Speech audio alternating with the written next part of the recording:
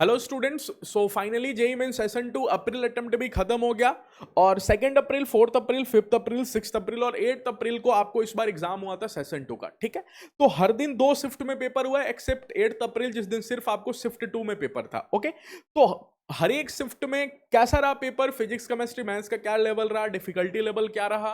अब ये स्टूडेंट जो मतलब उस शिफ्ट में एग्जाम दिए ना, वो थोड़ा सा कंफ्यूज है कि सर आखिर में मेरे कितने नंबर बन रहे हैं उस शिफ्ट में, क्योंकि हर शिफ्ट का मार्क्स परसेंटाइल डिफरेंट होता है। ठीक है, तो हर शिफ्ट में आपको क्या मार्क्स उसे परसेंटाइल जा सकता है वो मैं अपन बात करेंगे इस वीडियो में। ठीक है, तो चलिए स्टार्ट करते हैं वीडियो को। लेकिन जो लोग चैनल पे पहली बार आए हैं प्लीज चैनल को सब्सक्राइब कर देना, बिकॉज जेई रिलेटेड बहुत ही हेल्पफुल वीडियोस आपको आने वाले हैं। एग्जाम खत्म हो गया, एग्जाम के बाद आपको रिजल्ट आएगा और रिजल्ट के बाद सबसे इंपॉर्टेंट होगा आपको काउंसलिंग। ठीक है, तो काउंसलिंग के लिए प्रॉपर गाइडेंस आपको इस चैनल पे मिलेगा, बहुत ही हेल्पफुल वीडियोस आएगा काउंसलिंग रिलेटेड, तो उसके लिए चैनल को सब्सक्राइब जरूर कर देना। ओके, चलिए स्टार्ट करते हैं वीडियो को। टेलीग्राम चैनल जाके ज्वाइन हो जाना, लिंक डिस्क्रिप्शन बॉक्स में। और जो स्टूडेंट के नंबर कम आ रहे हैं, अगर कम परसेंटाइल आ रहे हैं और आपको अगर इंडिया में ऑल ओवर इंडिया किसी भी प्राइवेट कॉलेज में आपको डायरेक्ट एडमिशन चाहिए तो आप स्क्रीन पे दिए नंबर पे कांटेक्ट कर सकते हो, या फिर गूगल फॉर्म डिस्क्रिप्शन बॉक्स में आप उसको फिल कर लोगे। हमारी टीम आपसे कांटेक्ट करके जो भी कॉलेज के बारे में आपको इन्फॉर्मेशन चाहिए होगा वो शेयर कर देगी। ठीक है,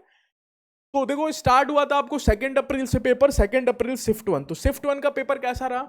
फिजिक्स देखो इस बार सबसे पहले मैं आपको बता दूं, ओवरऑल जनवरी attempt, April attempt, session 1, session 2, हर बार हर साल क्या होता है, अप्रैल में पेपर टफ आता है और जनवरी में पेपर थोड़ा आसान रहता है। क्यों? क्योंकि प्रिपरेशन बच्चों को नहीं होती है ज्यादा जनवरी में अच्छे, तो एनटीए वो चीज देखता है कि हाँ जनवरी में चलो थोड़ा पेपर आसान कर देता हूं, अप्रैल में बच्चों का प्रिपरेशन अच्छा होगा तो पेपर टफ कर देता हूं। लेकिन इस बार सिनेरियो पूरा अलग था। अप्रैल अटेम्प्ट के मैक्सिमम शिफ्ट आसान रहे हैं कंपेयर टू जनवरी अटेम्प्ट। एक दो या तीन ही शिफ्ट रहा है जिसमें पेपर थोड़ा सा जनवरी अटेम्प्ट में जो पेपर आया था उसके लेवल का आया था। बाकी जनवरी अटेम्प्ट का जो पेपर था ना वो बहुत ही मुश्किल आया था, बहुत ही डिफिकल्ट आया था। तो आपके पास एक अच्छा अपॉर्चुनिटी था कि आप अप्रैल अटेम्प्ट में अगर आपकी प्रिपरेशन अच्छी है तो आप ठीक ठाक नंबर ला सकते थे।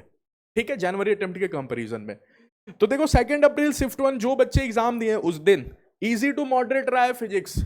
ठीक है, केमिस्ट्री आसान रहा है, जो कि जनवरी अटेम्प्ट में हर बार केमिस्ट्री, हर शिफ्ट का पेपर में केमिस्ट्री डिफिकल्ट चला है। ठीक है, मैथ्स आपको हालांकि टफ एंड लेंदी था इस शिफ्ट में। तो ओवरऑल पेपर की difficulty level easy to moderate थी। मॉडरेट इसलिए क्योंकि मैथ्स थोड़ा आपको टफ था। ओके, रेटिंग आउट ऑफ 10 8 की रेटिंग है। ठीक, मेरे अकॉर्डिंग मार्क्स से परसेंटाइल तो देखो 4 परसेंटाइल पे मैं बात करूंगा।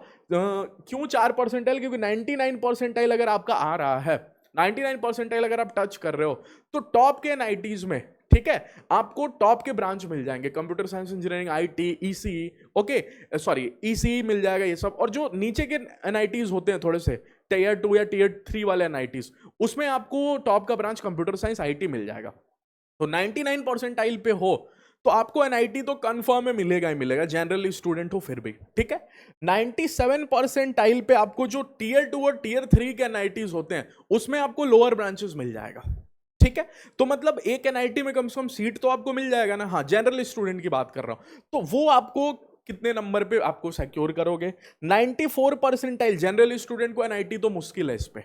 ठीक, लेकिन कट ऑफ आप क्लियर कर लोगे जेई एडवांस के लिए। और 94 परसेंटाइल भी तो बहुत सारे और भी कॉलेजेस आपको ऑप्शन में होते हैं, जीएफटीआईज हो गया, ट्रिपल आईटीज हो गया, वो आपको काउंसलिंग करना पड़ेगा, जोसा काउंसलिंग अच्छे से।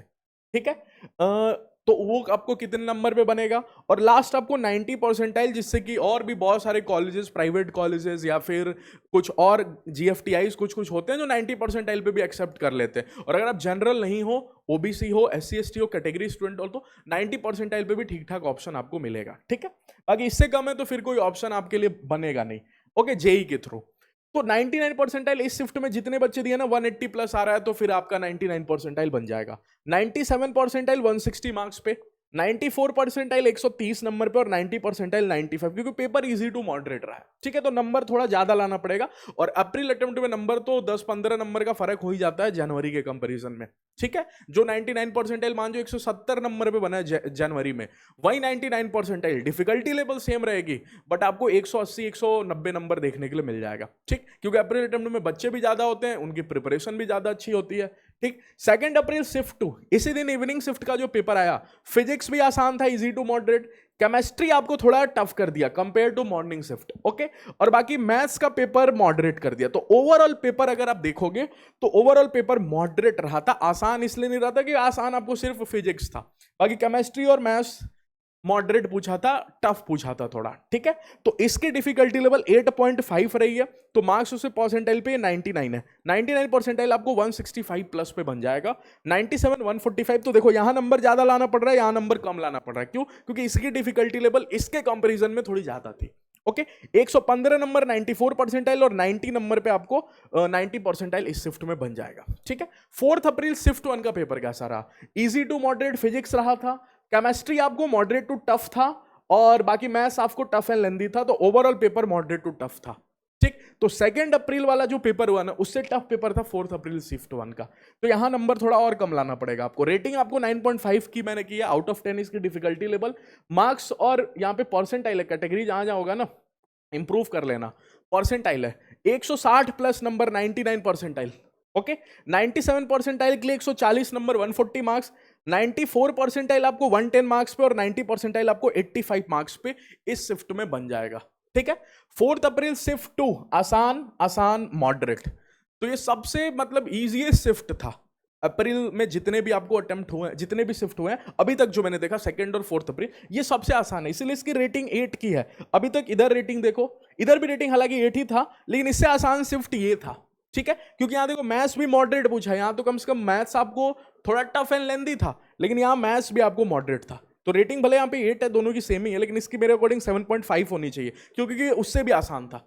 2 अप्रैल शिफ्ट 1 से भी आसान था, 4 अप्रैल शिफ्ट 2। तो यहां नंबर 99 पे 190 नंबर लाना पड़ेगा, 190, 97 के लिए 160 मार्क्स, 94 130। यहां देखो 160 पे आपको 99 परसेंटाइल बन जाएगा, और यहां 160 पे 97। क्यों? क्योंकि डिफिकल्टी लेवल में काफी फर्क है। 94 130 नंबर और 90 परसेंटाइल के लिए 95 मार्क्स लाना पड़ेगा, ओके। ये शिफ्ट आसान शिफ्ट था। बाकी 5 अप्रैल शिफ्ट 1 आसान आसान मॉडरेट, ठीक है, मैथ्स मॉडरेट। तो इसकी डिफिकल्टी लेवल 7.5 मैंने लिख भी दिया, ये भी आसान शिफ्ट था। तो 4 अप्रैल का इवनिंग और 5 अप्रैल का मॉर्निंग आसान पे शिफ्ट था, सबसे आसान शिफ्ट था अप्रैल अटेम्प्ट का, ठीक है। तो यहां भी नंबर देखो लगभग उतना ही लाना पड़ेगा। 99 के लिए 190 नंबर, 97 के लिए 160, 94 के लिए 130 और 90 के लिए 95, ओके। 5 अप्रैल इवनिंग शिफ्ट, फिजिक्स तो इजी टू मॉडरेट रहा, केमिस्ट्री आपको मॉडरेट एंड लेंदी चला, ठीक है, और मैथ्स का पेपर मॉडरेट था। तो ओवरऑल डिफिकल्टी लेवल मॉडरेट था, रेटिंग 8.5 का। तो ये भी उतना डिफिकल्ट शिफ्ट नहीं था। यहां देखो फिजिक्स में आप स्कोर कर सकते थे, केमिस्ट्री में भी स्कोर कर सकते, सॉरी मैथ्स में आप स्कोर कर सकते थे। केमिस्ट्री बोला है थोड़ा लेंदी है, ठीक है। बाकी मैथ्स आपको मॉडरेट लिखा हुआ है, मैथ्स में बहुत सारे क्वेश्चन डुएबल थे इस शिफ्ट के।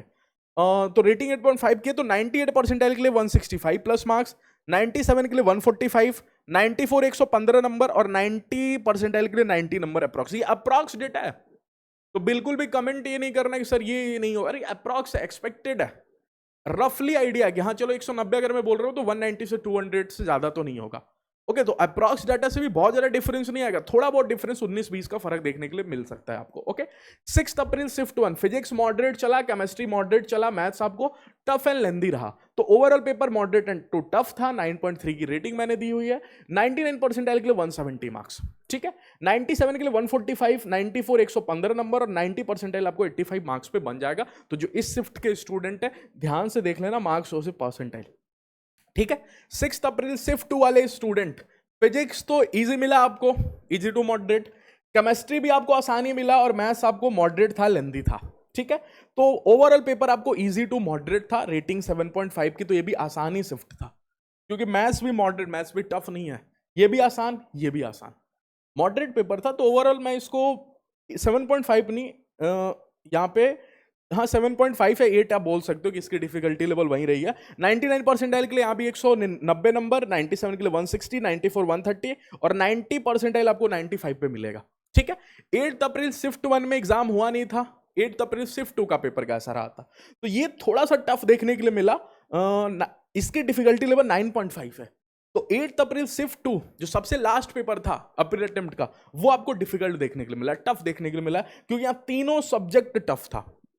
केमिस्ट्री और फिजिक्स थोड़ा मॉडरेट था कंपेयर टू मैथ्स, लेकिन मैथ्स तो काफी टफ लगा है बच्चों को, ओके। तो इसलिए यहां बहुत कम ही नंबर पे आपको 99 परसेंटाइल, 160 प्लस मतलब 160 170 के बीच में हो तो 99 परसेंटाइल, 97 140, 94 110 नंबर और 90 परसेंटाइल 85 पे बन जाएगा, ओके।